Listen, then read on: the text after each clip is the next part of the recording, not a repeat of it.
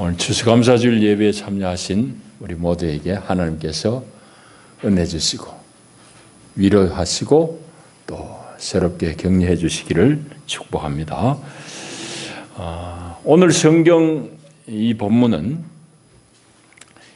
이스라엘 백성들이 요단강을 이제 건너기 전에 모세로부터 당부받은 그 내용이에요. 읽으신 내용 그대로인데, 이 신명기는 모세의 이제 마지막 몇 편의 설교로 이제 구성이 되어 있습니다. 그래서 이제 곧 이제 요단강을 건너가서 약속의 땅에 들어가서 농사 지을 텐데, 첫 산물이 생기거들랑 그것을 하나님 앞에 드리면서 감사의 제사를 드리라 하는 것이 오늘 이 본문의 내용이에요. 근데 이 본문을 가만히 읽어보게 되면은 이스라엘 백성들의 민족적인 신앙 고백이 적혀 있습니다. 신앙 고백과도 같은 그 내용인데요. 내용을 짧게 요약하자면은 한 너댓 가지입니다. 먼저는 이스라엘 백성들이 자기들 조상들을 생각해 볼 때에 우리 조상들은 유리방랑하는 아람족 속이었다. 여러분 여행하다가 이제 저녁에 잘 때를 자꾸 물색해야 되잖아요. 여행하게 되면 뭐 다 짜놓은 여행하게 되는 경우에야 뭐 버스에 앉아 있으면 재워주지만은 스스로 이제 잠자리를 찾아가야 되고 여행지를 찾아가야 되는 그런 여행을 할 때는 좀 난감한 게 오후 이제 해그름이 되면 오늘 어디 자지? 뭐 이런 생각 그렇습니다. 돌아다니는 사람의 애환이 바로 그거지요. 해질녘 되면은 오늘은 어디에 이 피곤한 몸을 하루 눕힐까 하는 그런 생각이 들게 마련인데, 히브리 사람들은 자기 조상들은 유리방랑하는 아람 사람이었다는 그런 고백입니다. 그러니까 그 얼마나 삶이 고달팠겠어요. 그런 이제 조상들이다라는 고백과 함께 그 조상들이 가나안 땅에 겨우 정착해가지고 살 무렵에 큰 기근이 들어서 애굽에 이제 몸부쳐 살려고 애굽으로 다 내려갔잖아요. 야곱의 일족들이 애굽에 내려가서 사는 동안에 요셉을 모르는 왕들이 이제 그 왕위에 오르고 난 다음부터는 이 히브리 사람들이 대단한 그런 서름을 받았습니다. 노역에 시달리고요. 뭐 우리가 오늘날 보는 대로 피라미시라든지 여러 유족들 다 이제 이런 것들은 히브리 노예들이 이제 세웠을 것입니다. 그러니까 그 사막이라는 데가 뭐 나무 한 그루 없는 데인데 그늘이 없잖아요. 거기서 얼마나 고통스럽게 고생스럽게 일했겠습니까? 일의 진도가 느리면은 채찍질로 맞아가면서 그렇게 이제 힘든 세월을 보냈습니다. 히브리 사람들이 좀 밥 얻어 먹겠다고 애굽에 내려갔다가 한 400여 년 동안 그 고생하는 겁니다. 그러니까 거기서 울부짖음이 얼마나 컸겠어요? 억울한 하소연, 울부짖음. 그 소리를 하나님께서 들으시고 모세를 통해서 이제 애굽에서 탈출시킵니다. 애굽에서 한 400여 년 종살이 하다가 탈출을 해서 광야 생활 40년 훈련받고 이제 오늘 이 장면에 이르는 거예요. 이제 하나님께서는 자기들 조상에게 약속하신 가나안 땅을 이제 보여주시면서 모세는 이제 자기는 못 건너가고 이제 이스라엘 백성들에게 거기 건너가서 첫 농사 지어서 첫 만물을 하나님 앞에 드리면서 이렇게 감사의 제사를 드리라고 당부한 게 오늘 이 본문의 내용이에요. 그러니까 애굽에서 하는 구출하신 그 하나님의 은혜에도 감사할 뿐만 아니라 하나님이 수백 년 전에 우리 조상들에게 언약하신 그 언약을 하나님은 신실하셔서 당장 그때는 안 이루어졌지만은 야곱 때부터 치면 한 500년 가까이 흐른 지금에서 하나님은 적과 꿀이 흐르는 그 땅으로 결국은 그 언약을 하나님이 이루어 주셨다. 그 하나님의 신실하심, 그걸 이제 이 고백하는 겁니다. 그래서 이 모든 일이 하나님의 은혜다라는 고백과 함께 이제는 너희들이 하나님의 은혜로 이 땅을 얻었고 거기서 산물을 얻었다고 그러면은 너희들만 즐길 것이 아니라 이제 마지막에 당부하는 것은 너희들 가운데 약한 사람들, 약한 사람들이라는 게 뭐 먹고 살 게 없는 사람들 말하죠. 여기 등장하는 것은 레위인하고 이제 객입니다. 객이란 건 나그네란 말이죠. 나그네, 여행하는 나그네가 아닙니다. 마치 히브리 사람들이 애굽에 밥 벌어 먹으러서 갔다가 400여 년 살았던 것 같이 이 가나안 땅, 너희들이 점령할 그 땅에도, 차지할 그 땅에도 도대체 벌어먹기 어려워가지고 깃들여 사는 사람들 있을 텐데 그 사람들 객이라고 그런 거예요. 그런 사람들을 잘 돌보아라 라는 말씀과 함께 레위인도 함께 그 잔치에 참여해라. 레위인이 잔치에 참여하는 건 당연하지만은 레위인을 보살피라 이 말씀의 의미는 레위인이란 것은 하나님의 일을 전념하는 사람들이니까 기업이 없어요. 땅이 없어요. 그러니까 농사 지을 곳이 없잖아요. 그러니까 그 사람들 같이 즐겨라. 이제 그런 말씀이 오늘 본문의 내용입니다. 자, 오늘 우리는 추수감사주일을 맞아서 이 이스라엘 백성들의 민족적인 감사제가 어떤 연유로 진행이 되었고 그것을 살피면서 오늘 우리 신앙을 좀 더 감사함으로써 잘 세워 나갔으면 좋겠다 싶어서 이 말씀을 여러분들과 함께 나눕니다. 먼저 생각해야 될 것은 감사는 어디서부터 나올까요? 감사는 역사를 되짚는 데서부터 나옵니다.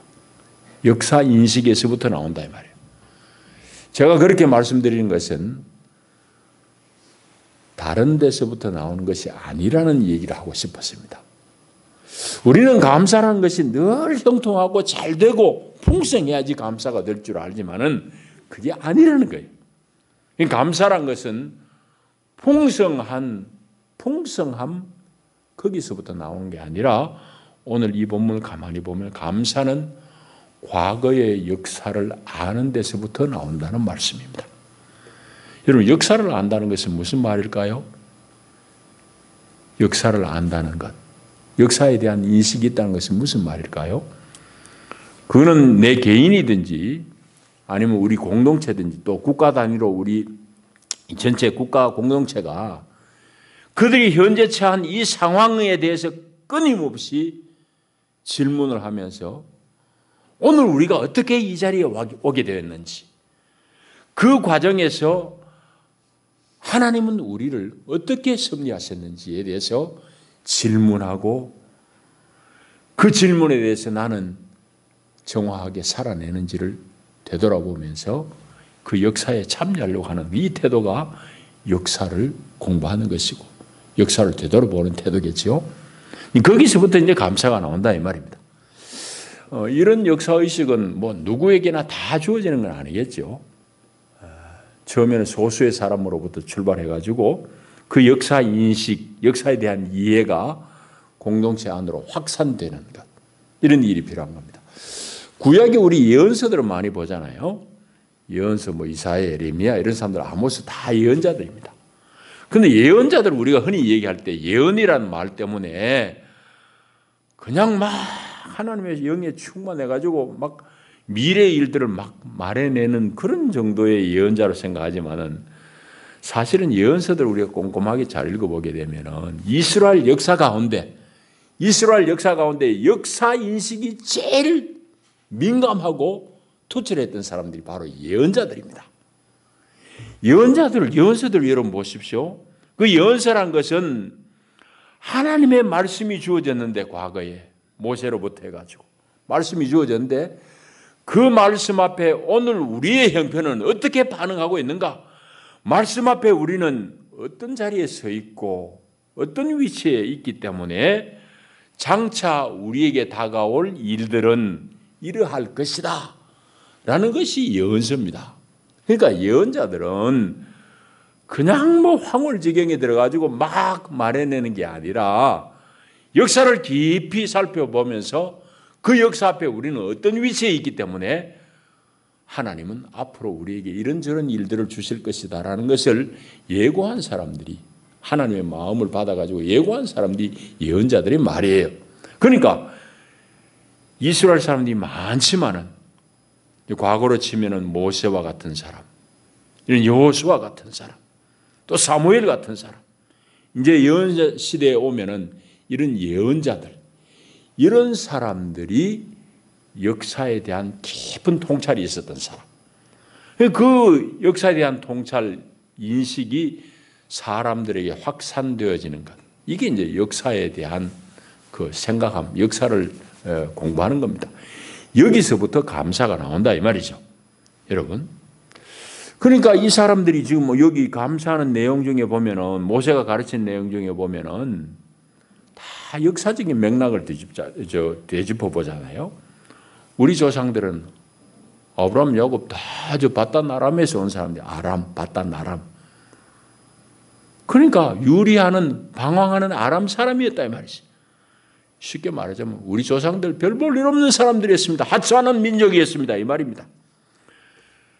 그래서 먹고 살 게 없어가지고 애굽으로 내려갔던 우리 백성들을, 우리 민족들을 하나님은 특별하신 은총 속에서 이만큼 우리를 보호하시고 지키셔서 오늘 우리가 이런 가나안의 풍요를, 산물을 누리게 되었습니다 하는 그런 고백입니다.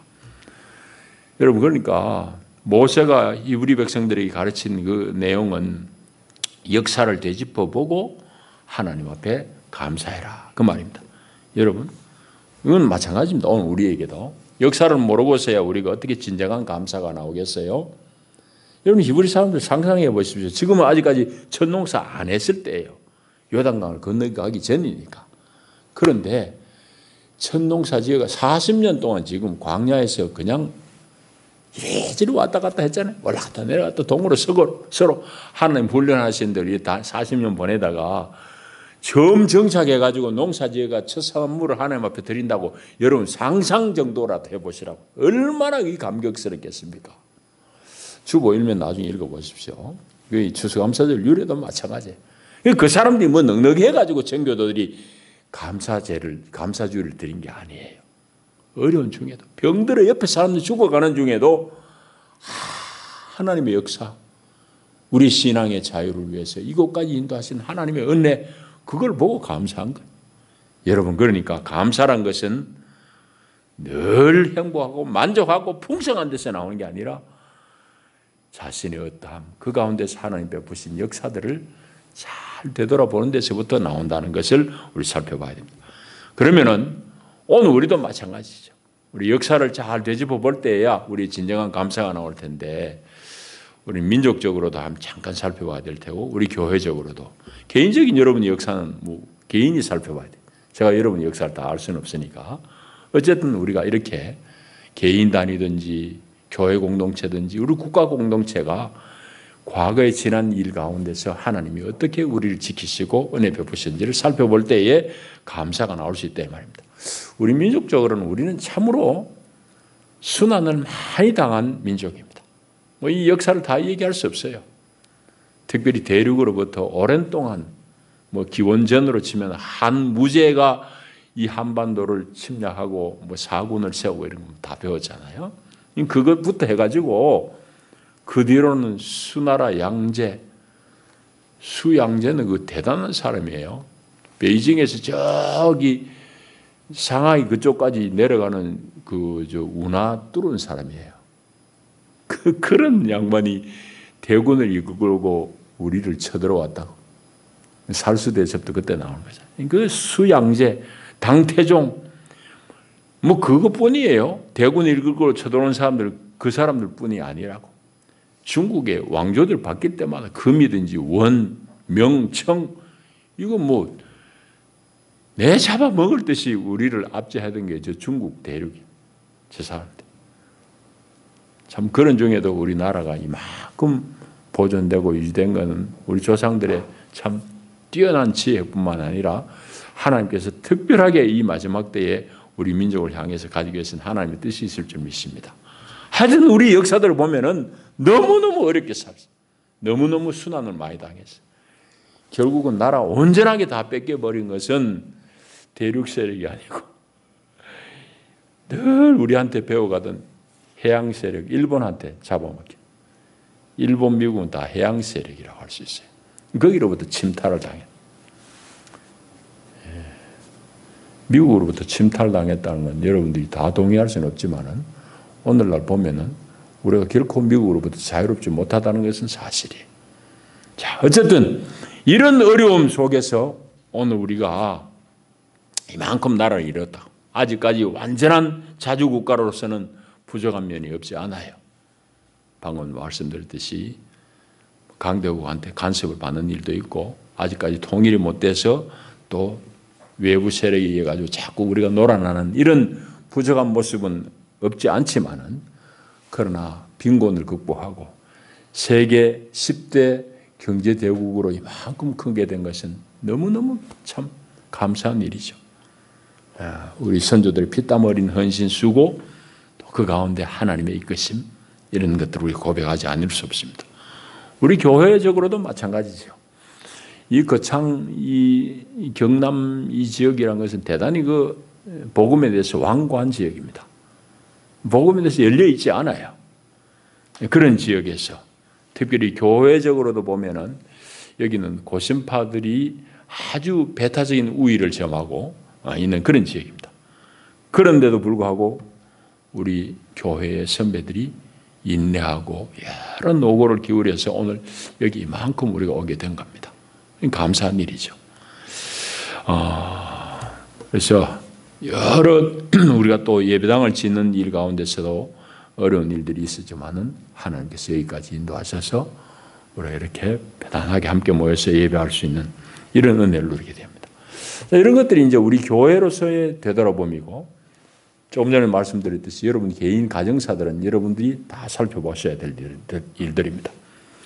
그러나 공통적인 것은 우리 개인 가정사들 되돌아보건대 다 집집마다 사연들이 다 다르지만은 공통적인 것은 그래도 믿음의 사람들인 우리 가운데 하나님께서 행하신 구원의 역사가 분명하다는 거죠.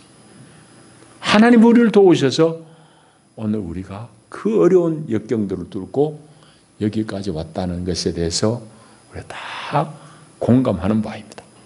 이런 역사들을 되돌아볼 때 우리가 하나님을 찬양하지 않고 또 하나님 앞에 감사하지 않을 수가 없다 이 말입니다. 그래서 진정한 감사는 이 과거를 제대로 아는 역사를 회상하면서부터 나온다는 말씀을 먼저 우리가 알아야 되겠고, 그 다음에는 오늘 이 본문 말씀 속에서 그러면 우리가 어떻게 감사할 것인가? 감사는 감사해야 되겠는데 어떻게 감사할 것인가 하는 거죠. 근데 우리는 하나님 앞에 이제 감사해야 된다고 그러면은 뭐 큰 거, 대단한 거, 막 이런 정도로 자꾸 생각하니까 자꾸 감사가 좀 공허해지기 쉽습니다. 감사라는 것이 공허하다 이 말이죠. 여러분 그런 거 아니죠? 그렇게 생각하면 자꾸 다음에 내가 더 벌었어, 더 성공했어, 그 다음에 감사하지. 뭐 그렇게 생각하잖아요. 여러분 그런 생각을 하면은 그렇게 생각하면은 평생에 감사 못합니다. 그게 아니죠. 오늘 여기 성경에도 보시면은 감사를 할 때에 소산의 첫 만물을 하나님 앞에 드리라라고 말씀하잖아요. 10절에 보시면은 여호와여 이제 내가 주께서 내게 주신 토지 소산의 만물을 가져왔나이다 하고 광주리에 만물을 담아가지고 제사장을 통해서 하나님 앞에 드린다 이 말이죠. 그러니까 드리는 것은 만물을 드리면 돼요. 말하자면은 우리가 부하든지 좀 궁하든지 관계없이 내 형편에서 제일 실한 것, 제일 좋은 것을 정성을 담아서 하나님 앞에 드리는 것이 감사란 말이죠. 여러분, 그러니까 이거 주어진 여건이라 이 말입니다. 소산이란 것은, 소산이란 건 하나님이 주신 것이잖아요. 그러니까 나에게 주어진 여건 속에서 최상의 것, 정성을 담아서 가장 좋은 것을 하나님 앞에 드리는 것이 감사드리는 방법입니다. 여기까지만 얘기해도 여러분들이 아직까지도 썩 이제 마음에 와닿지 않는 분들이 있을 것 같아서, 그러면은 소산의 만물을 드린다는 것의 구체적인 의미가 뭘까? 여러분이 좀 알아듣기 쉽게 말씀을 이렇게 드리고 싶습니다. 여러분 우리가 다 자식을 키워봤잖아요. 자녀를 키우고 이만큼 이제 세월을 보냈습니다. 여러분이 소산의 만물을 드린 것이 뭘까? 잘 실감이 안 되면은 여러분들이 여러분들의 자녀에게 하는 만큼 정도만 생각해도 충분할 것 같습니다. 사실은 성경대로 얘기하면 자녀보다도 하나님이 더 귀하잖아요. 하나님 앞에 더 귀한 걸 드려야 되지만은 적어도 우리가 그게 실감이 안 되니까, 만물을 하나님 앞에 드린다는 것의 개념이 도대체 이해가 안 되니까 여러분이 이해를 돕기 위해서 여러분들이 자식에게 어떻게 하느냐, 딱 그만큼만 해도 하나님은 충분히 만족하실 것 같아요. 그만큼의 정성으로라도 감사하면 하나님께서 크게 기뻐하실 거란 말입니다. 토지소산의 만물을 드리자라는 말씀, 그렇게 우리가 이해할 수 있습니다. 그 다음에 오늘 이제 본문이 말씀하고 있는 마지막 공과가 있습니다. 그건 뭔가 하면은 진정한 감사는 우리끼리만 아니다, 나눔으로서 완성된다는 것을 말씀하고 있습니다. 여러분, 여기 있는 대로 이스라엘의 감사 예배는 가장 귀한 만물을 하나님 앞에 들고 나오는 것으로 시작합니다. 만물이라는 것은 뭐 양치는 사람 같으면 양의 첫 배에서 나오는 튼실한 양일 테고, 농사 짓는 사람은 농사 중에서 처음 수확한 좋은 곡식들을 바치는 것일 테고 열매들을 바치는 것일 겁니다. 이런 것을 정성을 다해서 기쁨으로 바치는 것이고, 그 바칠 때에 파란만장했던 조상들로부터의 역사들을 회상하면서 하나님의 은혜를 고백하면서 바치는 것. 거기서 끝나는 것이 아니라 너희들 가운데 있는 레위인들, 너희들 가운데 깃들어 사는 나그네들과 함께 이 축제를 즐겨라, 이 말입니다. 그 얘기는 무슨 말이에요? 감사 예배, 진정한 하나님 앞에 감사는 사회적으로 약한 사람들과 함께 나누는 그 감사가 될 때에 하나님이 기뻐하시는 감사다, 그 말입니다. 여러분, 그러니까 이 원리는 오늘 우리에게도 똑같이 적용될 수 있어요.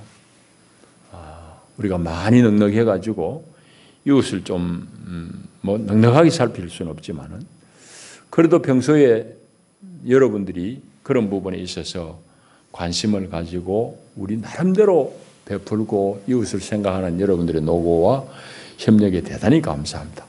지난번에도 말씀드렸듯이 우리 한 2년 가까이 이제 식물 상태, 그 뇌사 상태라고 그럽니까? 그렇게 계시는 모교회 사모님을 위해서 연보할 때에 여러분들이 많이 연보해 주셔서 감사합니다. 노예 안에서도 뭐 관심 없고 그런 사람도 있지만은 그래도 관심 있게 한 사람들은 여러분들을 대단히 존경하고 감사하다는 그런 인사들 전해왔습니다. 그런 것뿐만이 아니고 우리가 다 넉넉하지 못하지만은 남을 좀 생각하고 이웃을 생각하는 여러분의 마음이 참 고맙습니다. 그래서 추수감사라는 것은 우리만 즐기고 감사하는 데서 끝나는 게 아니라 이렇게 좀 나누고 동네 사람들에게도 이 잔치를 함께 참여하고 하는, 이게 이제 참된 추수감사절이라고 할 수 있겠습니다. 그래서 오늘 우리도 이런 성경의 가르침을 따라서 함께 우리가 이웃과 함께 오후에는 우리 잔치를 하고 하나님 앞에 감사할 것입니다. 그러니까 진정한 감사의 예배는 하나님 앞에 만물을 드리는 이 예물 드림과 역사에 대한 그 철저한 재인식, 그것과 함께 나눔의 잔치라는 이 셋이 하모니를 이루는 것이 하나님이 받으시는 감사의 제사라는 것을 우리는 오늘 말씀을 통해서 함께 나누는 것입니다. 교회는 옛날부터 넉넉해서 감사했던 게 교회가 아니에요. 뭐 성경적으로도 역사적으로도 우리가 증명할 수 있지만은, 이 아침에 조금 재미있는 그 영어권의 속담 한마디를 나누면서 교회가 참으로 그랬구나 하는 걸 우리 다시 한번 확인해 봐야 되겠습니다. 우리 속담들을 가만히 보게 되면은 참 재미있잖아요. 우리가 나누는 속담들, 외국인 뭐 영어 하는 사람들이 이런 외국인들은 잘 모릅니다. 그대로 직역해줘도 거기 살아본 사람들의 말이죠. 지혜가 담겨있는 이 속담이잖아요. 그 영어권에서는 그 사람 매우 가난하다, 아주 가난하다 그럴 때에 그들의 속담이 뭔가 하면은 그 사람 예배당의 쥐만큼 가난하다 그래 얘기합니다. 영어식 표현은 as poor as church mouse. 그러니까 예배당 안에 얼마나 먹을 게 없어가지고 예배당에 사는 쥐새끼는 배 곪고 산다 이 말이에요. 그만큼 가난한 사람을 아무개는 예배당 쥐새끼만큼 가난하다 그렇게 표현해. 그 서양 사람들 속담입니다. 그러니까 교회가 풍성하고 넉넉하지 않았다는 얘기가 그들의 속담에 드러나 있어요. 그런데 보시면은 이 감사주일, 감사제가 어디서 나왔느냐? 성경에 여기도 구약에도 나왔듯이 오늘 신약시대, 교회 시대에도 감사절은 미국에 처음 건너간 우리 신앙의 선배들, 청교도들, 더 정확히 우리 장로교인들이 그 넘어가가지고 전염병으로 죽고 배 곪고 그러면서 하나님 앞에 감사한 게 감사주일이라. 이 추수감사주일이에요. 그러니까 여러분 교회 보십시오. 속담에도 교회 쥐새끼만큼 가난하다는 게 매우 가난하다는 표현인데 그렇게 가난한 교회가 감사를 했어요. 하나님 앞에. 그러니까 감사란 거는 넉넉해서 내가 풍성해서 쓸 거 남아가지고 하나님 앞에 감사하고 이웃에게 나눈다. 그거는 별로 성경적이지 못해요. 우리 지금 형편에서 감사하고 하나님 주신 은혜를 우리가 다 깊이 자각하고 우리 개인의 역사뿐만 아니라 우리 민족 공동체에도 베푸신 하나님의 은혜에 감사하고 우리가 넉넉하게 이웃과 나눌 줄 아는 이 감사예요. 그 우리가 성경을 제대로 읽으면은 여러분들 세상의 길하고는 많이 다르다는 걸 알아야 돼요. 어떻게 보면 우리가 좀 세상의 사람들하고 거꾸로 사는 것 같아야 돼요. 그게 바로 예수 믿는 믿음이 아닐까 생각을 해봅니다. 이 성경은 사실은 가만히 보면요. 그 얘기 짧게 말씀드릴게요. 성경을 가만히 보게 되면은 언제나 세상하고 저항했던 역사가 성경의 역사입니다. 여러분 보십시오. 애굽이라는 대제국인데 거기서 히브리 사람들이 충돌해요. 핍박받아서. 거기서 하나님이 도우셔가지고 나온다. 그 이스라엘 역사 가운데 보면 끊임없는 제국과의 이 투쟁의 역사를 보면은 애굽하고 그렇지. 그 다음에 북이스라엘은 아수르하고 붙고 나중에 결국은 바벨론에 이제 다 포로가 돼가지고 그 포로 대강 가운데서도 하나님은 그들을 일깨우시고 그들 가운데 불러내서 바벨론 다음에는 페르시아잖아요. 페르시아 제국, 로마 제국 시대의 교회. 그러니까 교회의 역사들은 끊임없이 제국과의 갈등 속에서 교회가 이어져 왔다는 걸 알게 돼요. 여러분 오늘날 교회가 참으로 예수의 가르침에 충실하다고 그러면은 세상이라는 우리 눈에 보이는 이 엄연한 제국하고 우리가 화합이 잘 안 돼요. 뭔가 껄끄러워요. 그게 예수 제대로 믿는 사람의 마음이 아닐까 저는 개인적으로 늘 그런 생각을 합니다. 그러니까 세상에 꾀대로 살면 편하지. 대충 비비고 대충 살고 대충 남한테도 속여먹고 그러면 뭐 그 사람은 자기 밥 벌어먹고 뭐 영화를 누리는데 별 지장 없이 살겠죠. 그러나 예수 믿으면 예수님은 너희들이 넓은 길로 가지 말아라. 넓은 길로 가지 말고 좁고 협착한 길, 어려운 길로 가라. 그게 바로 주님의 복음을 누리는 사람들이 걸어가야 될 길. 그건 세상적인 방법으로 살지 마라. 편하게 살지 마라 이 말이잖아요. 자, 그걸 우리는 늘 고민하는 겁니다. 예수 믿는 사람. 이제 말씀을 맺습니다. 교회는 옛날부터 가난 가운데 놓여 있을 것 같습니다. 그럼에도 불구하고 감사란 것은 교회에서부터 나왔다. 성경에서부터 나왔다는 것을 여러분 꼭 기억하시고 우리의 이 지금의 형편 속에서 넉넉하게 하나님께 감사하고 또 우리 주변의 이웃들을 돌보는 것이 감사절을 맞는 우리에게 주시는 하나님의 말씀입니다. 기도합니다. 하나님 아버지 감사합니다. 은혜와 사랑이 큽니다. 올 한 해도 우리 주님 우리를 도우셔서 우리가 이만큼 풍성함을 누립니다. 감사합니다. 하나님이 베푸신 은혜입니다. 오 하나님, 온 마음으로 주 앞에 우리의 만물을 드리며 주를 송축하며 주님께서 베푸신 은혜를 기억하며 감사의 예배를 드립니다. 하나님 영광 받아 주시옵고 우리 온 삶을 통해서 하나님께 감사하며 그뿐 아니라 내 옆에 있는 이웃들을 볼 줄 아는 눈을 가지고 살겠습니다. 주님 도와주시옵소서. 예수님 이름으로 기도하옵나이다. 아멘.